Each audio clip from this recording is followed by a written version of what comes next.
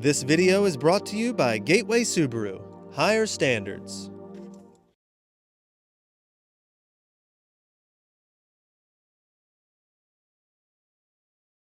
Outdoors Delmarva covers everything outdoors, including real hunting and fishing situations involving wildlife. We do our best each and every week to keep it tasteful, but discretion is advised. Now, enjoy the show. This is Outdoors Delmarva, presented by Gateway Subaru. Higher standards. It's 6:31, boys. Load up. This week on the show. We got one. Waterfowl hunting is getting underway here on Delmarva, and we're taking aim with a couple of youngsters for Youth Day here in the state of Delaware. And October is Hunter Safety Month here on Outdoors Delmarva. From the classroom to the field, we find out what it takes to become a safe and ethical hunter. Plus, there's a couple of newcomers at the Salisbury Zoo that you might want to meet. Right now on Outdoors Delmarva.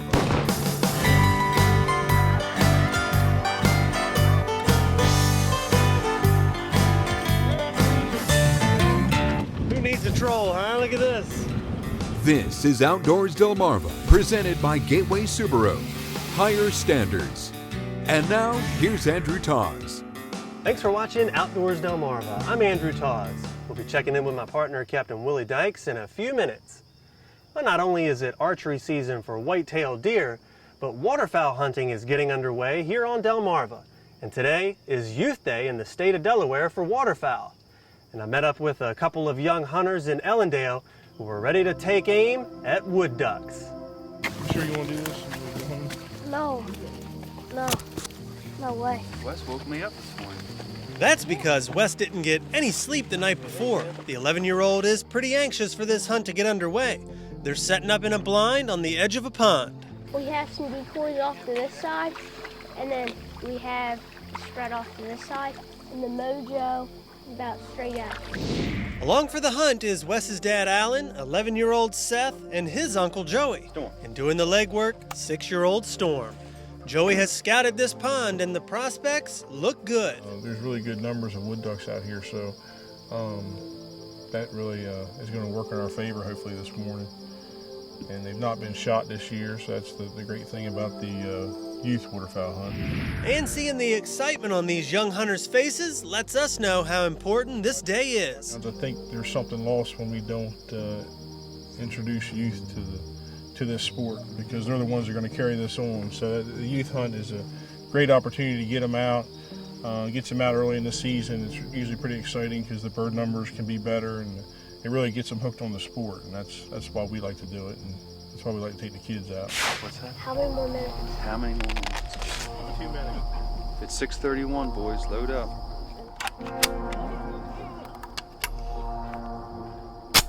Finally, legal shoot time of 6:32 arrives, and the boys are ready. Having already heard wood ducks, eyes stay on the skyline, and sure enough, we see the fast-moving silhouettes zipping by. The boys miss this group and immediately start looking for the next. A pair pass by, but Wes and Seth wait. Then some more come from the left, and the boys unload. These birds also get away, but not to worry. Some words from Dad helps keep the boys on their toes for this wood duck that lands right in front of the blind. Seth takes the shot and out goes Storm, but this duck heads toward a clump of marsh, requiring a second shot, and Wes is there to back up Seth. Shoot. Wes, throwing up. Thanks. Get some more. And Storm returns with Seth's first wood duck. The ducks are not done flying yet. This trio comes in and lands out of range, but another lands in front yet again. Storm is off and brings back wood duck number 2. Look at that pretty bird. Oh, there's a bunch.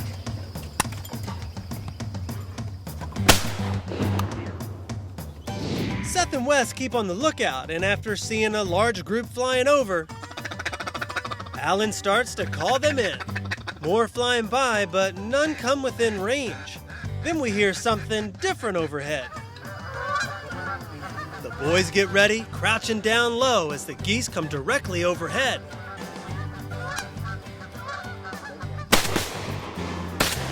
But they were just a bit too high. Nevertheless, it was a cool thing to see, and it got Storm all fired up. It's been pretty good. Seth got his first up. I was just backing him up. Yes, a very successful hunt. You know, for the boys to each get a bird and the dog to have a great time, and to be able to see the next generation enjoy themselves, and just to hear them and the excitement and the passion that's coming from the boys. I think they've learned a lot today, and they expressed what they've learned, and I really enjoyed it, and I always will. No, all I know, this is a team effort. Look at all the BBs in it. And while rounding up the decoys, we learned there is something special about them. This is a wood duck that I made. Wes and his dad made these decoys, and for them, that makes the hunt even more satisfying. And when I was little, I would always want to come down and carve with Dad. And so that's how I got into it, just trying to be like Dad. No matter the misses or how many birds these guys get, the youth waterfowl hunt will always be a day to remember. Get outdoors, Delmarva! Coming up next, October is Hunter Safety Month here on Outdoors Delmarva. We find out what it takes to become a safe and ethical hunter. But first, did you know? Wood ducks nest from April to June and lay around 9 to 12 eggs each. In areas where the nests are in close proximity, the females will sometimes participate in intraspecific brood competition. What does this term mean? The answer when we come back. You're watching Outdoors Delmarva, presented by Gateway Subaru. Higher Standards. Sponsored by Shorts Marine, Shooter's Choice, Sean Mann Outdoors, Goody's Marine, and Wink Sporting Goods. Outdoors Delmarva will be right back.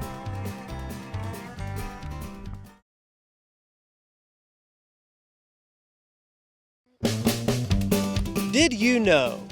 The term intraspecific brood competition means that females will lay their eggs in other females' nests, leaving another bird to raise their young for them. According to the Maryland Department of Natural Resources, some nests can contain close to 30 eggs due to this practice. Did You Know is sponsored by North Bay Marina. October is Hunter Safety Month on Outdoors Delmarva. If you're a youngster or a first-timer and you wish to hunt in Maryland, Delaware, or Virginia, you must participate in a hunter safety course before obtaining your license. And while we realize that a good portion of our viewers are already experienced outdoorsmen who practice safe and ethical hunting procedures, we also realize that there are many out there who'd like to take a course and obtain their license. And to tell us about this is Rick Morris, Hunting Safety Coordinator with the Maryland Natural Resources Police. The hunter education classes in Maryland are open to all ages. It's required for anyone who has not hunted or held a hunting license prior to July 1st of 1977. So in a nutshell, an easy way to remember is if you were born after 1970, you're probably required to take hunter education in Maryland. Tonight we're going to cover some basic shooting skills. We're going to talk about different gun carries. Well, we start out with a basic history of why we have hunter education, who funds it. We talk about the types of firearms, how to handle firearms safely, bow hunting equipment, wildlife management, muzzle loading, trapping a small bit, and a biggest emphasis now is tree stand safety, because a large percentage of our incidents or hunting accidents are related to tree stand use. Push that all the way forward, all the way down. All of our instructors in Maryland are volunteers, given their time without pay or compensation in any way. We do about 200 courses a year in 92 different locations across the state. It's very seldom that a hunter injures another hunter. It's usually a self-inflicted injury that they cause. So hunter education helps eliminate those types of problems by educating them not just in firearm safety but in all facets of hunting. If they were in a field walking together, could they use the trail carry where their muzzles are pointed down? There's a strong emphasis on firearm safety because obviously firearms are the most dangerous hunting device that we have because of the projectile and the distance the projectile can travel. We stress keeping the muzzle pointed in a safe direction, so we always know that the firearm is pointed in a safe direction. If we do that, then we eliminate most of the incidents involving firearms. The Maryland course that we attended consists of 3 classroom sessions that last about 3 hours each. The students must then pass a 50-question written exam based on what they've learned. The final portion of the class is a field day in which the students leave the classroom and get outdoors. The field day is usually a 3-phase program, hunter education safety trail, where the students will actually carry non-functioning firearms and walk through a simulated hunting situation where they make decisions exercising the knowledge that they've earned during the class. Shoot, don't shoot, selecting certain species, and then there's a live fire component where they actually fire live ammunition on the range. All right, it's loaded, safety's on, put to your shoulder. There are also online resources available from all 3 Delmarva states that will enable you to pass your mandatory safety class, with interactive displays such as this one that challenges students to choose correct shots. What I hope they take away from it is a very positive and rewarding experience that's going to help them hunt safely, enjoy the outdoors, with some basic knowledge of what to expect when they go afield. In the coming weeks, we'll be exploring tree stand safety. And whether you're an experienced hunter or not, this is something that might make a difference between a successful day in the field and a couple of days in the hospital. Coming up next on the show, we will introduce you to a couple of new residents here at the Salisbury Zoo.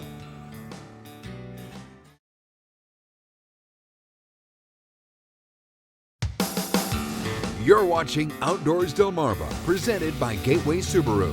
Higher standards. We're back here at one of our favorite spots to be on Delmarva, the Salisbury Zoo. And I'm joined now with Ann Konopic, the general curator of the zoo. Ann, how are you? I'm doing great. Glad you could come down today, Andrew. Thank you so much. I hear you have a couple new residents here at the zoo. Who are they? Yes, we do. Our alpacas that we got last October have started producing offspring for us, and so far we have 2 babies from them. One's 2 weeks old and the other's 3 weeks old. So what's it like having these babies here at the zoo? It's exciting. I really like the alpacas. They've turned out to be a really great exhibit animal for us. They're very curious, they're colorful, they're around, they've been great for the public and everything. And then anytime you add babies, you know, everybody loves babies. They're just so cute. Hopefully we'll be adding a few more, we expect to. And it should be quite interesting when they all get zipping around and being young. When these 2 were born, did you guys, what was your involvement in the process, or was there any at all? No, we didn't. You know, we watched to make sure that everything was going according to plan, and you know, Mother Nature, they come out as do all stock, front feet first with their head in between, and just made sure that everything was going smoothly and that they were got up. Usually within an hour, hour and a half of birth, they're up moving around, kind of wobbly, but still they're up and moving around. And that they start nursing is the big thing. What does this mean to the Salisbury Zoo, having new animals show up here? What's it mean to you guys? I think it's just a great attraction for the public just to come down and see babies. And, you know, I like to add new things as we can just to keep the interest up. You know, to me, zoos are not a static entity. They should, you know, we should always be trying to improve and entice people down, and so we can teach them about conservation and just an appreciation of wildlife. What kind of attraction are they for people to see? What can people expect? The people really seem to enjoy seeing them. Like you said, there's quite a few of them already, and they're very colorful, and they do sort of interact with the public. They're curious, they'll come up and everything. So I hear that alpacas might spit on people. Does that happen much? They do. It is a defense mechanism of theirs. You really have to make them mad for them to spit on you, and trust me, you know if you've been spit on. And these guys are just a few weeks old, and probably everyone is wondering, do they have names yet? Okay, what we do is the keepers that discover the birth in progress get the opportunity to name them, and they haven't given me names yet, so not at the moment, no. All right, Ann, thanks so much for taking the time to talk with us. Oh, thank you for coming down and visiting with us. We really appreciate it. It's our pleasure. If you guys are looking for anything fun to do outdoors in Delmarva, be sure to head down to the Salisbury Zoo. It's free, and you get to check out the new alpacas. Coming up next, we'll take a look at the latest hunting boats from the fishing folks.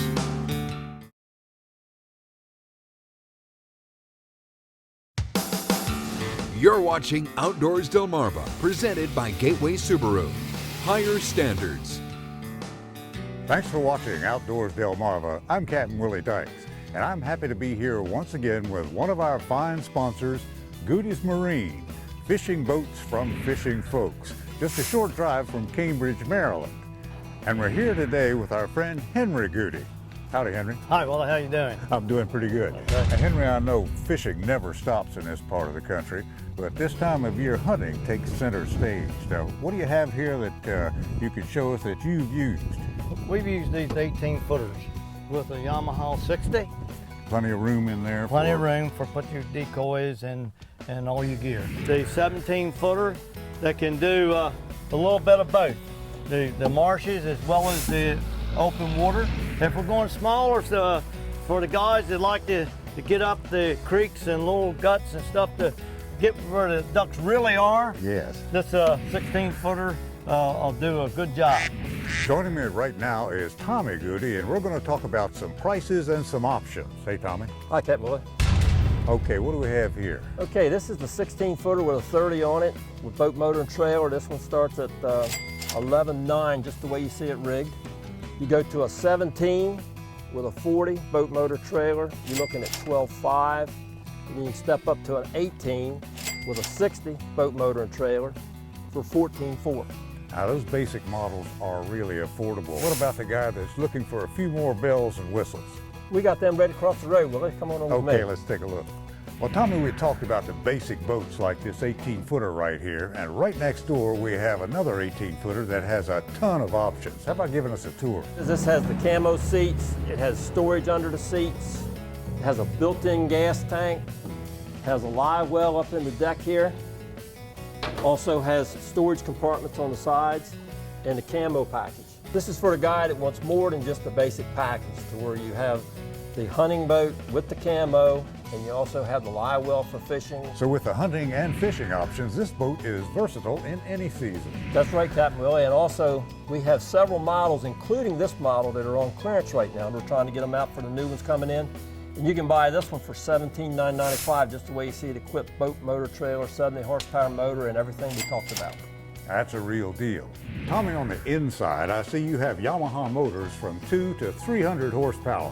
What if I just need a motor? Then you just need to come in and see Nick, and he'll take care of you and tell you what all the new programs are going on at this time. Well, right now, if you need a small motor from 2.5 to 40 horsepower, Yamaha's got 0 down and 0 interest for 1 year. Great. Nick, thanks a lot. Thank you. Tommy, thank you. Thank you, Captain Willie. Well, if you need a boat that's dependable and affordable, and from a family that has experience that you can't beat, come check out Goody's Marine. Just a short drive from Cambridge, Maryland. Fishing boats from fishing folks. And we'll be right back. Coming up next, our latest viewer videos and pictures. Outdoors Delmarva viewer pictures are sponsored by North Bay Marina.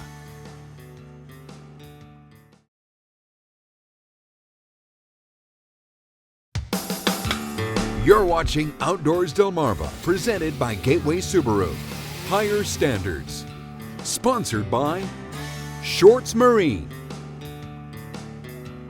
Shooter's Choice, Sean Mann Outdoors, Goody's Marine, and Wink Sporting Goods. And it's time now to take a look at your latest viewer videos and pictures. After hunting elk out in Colorado, Wayne Smith comes home to Ellendale, Delaware, and sets up on a water hole to get this 11-point buck with his bow. And another nice picture from Fred Litchfield's trail cam out in Snow Hill shows this doe who's just stopping by to say hello. And that wraps up another week of adventures for us. And Willie, it was a nice morning for a youth waterfowl hunt up in Delaware, and one of those guys got their first wood duck. That is great, Andrew. That was our first episode on hunter safety, and the next couple of weeks we'll be talking about tree stand safety. So until next time, for my partner Andrew Taws, I'm Captain Willie Dykes reminding you to get outdoors, Delmarva.